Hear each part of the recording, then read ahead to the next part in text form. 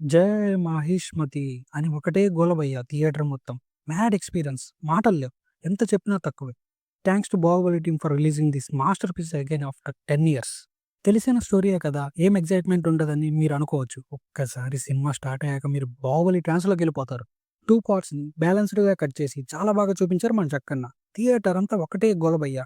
జక్కన్న చెప్పినట్టే ఒక elevation shot అయితే పెట్టారు. ఆ ఎలివేషన్ షాట్‌కి 'ప్రభాస్' ఫ్యాన్స్ అయితే మస్తు ఎంజాయ్ చేస్తారు భయ్యా.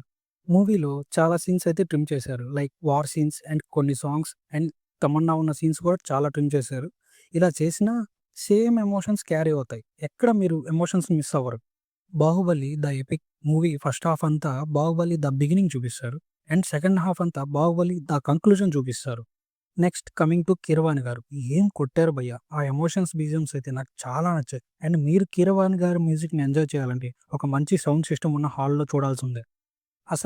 ఈ 'బాహుబలి ఎపిక్' అనేది రాజమౌళి గారి ఫస్ట్ వర్షన్. ఇనిషియల్‌గా 'బాహుబలిని' సింగిల్ పార్ట్‌గా చేయాలని అనుకున్నారు. బట్ ఆ స్టోరీ పెరగడంతో దీన్ని 2 పార్ట్స్‌గా అయితే తీశారు. ఈ 'బాహుబలి ఎపిక్' రిలీజ్ చేయడానికి మెయిన్ రీజన్ ఏంటంటే, ఒక కొత్త ఎక్స్‌పీరియన్స్ ఇవ్వాలని. With Dolby Atmos and IMAX వర్షన్స్‌తో. అండ్ కొంచెం కలర్ గ్రేడింగ్ కూడా చేశారు. చాలా బావుంది. Next coming to the surprise 'Baahubali Eternal War Part 1' teaser వదిలారు భయ్యా! అది స్క్రీన్ మీద చూస్తుంటే నేనైతే మ్యాడ్ అసల. సో, అది ఎలా ఉంటుంది? ఏంటనేది నేనైతే చాలా ఎక్సైటెడ్‌గా ఉన్నాను. I'm waiting for it. ఇవన్నీ కాదు. మీరు టికెట్ బుక్ చేసుకొని వెళ్ళిపోండి. మంచి ఎక్స్‌పీరియన్స్ ఉంటది. అండ్ లాస్ట్‌గా ఒకటి చెప్తున్నా. జై మాహిష్మతి.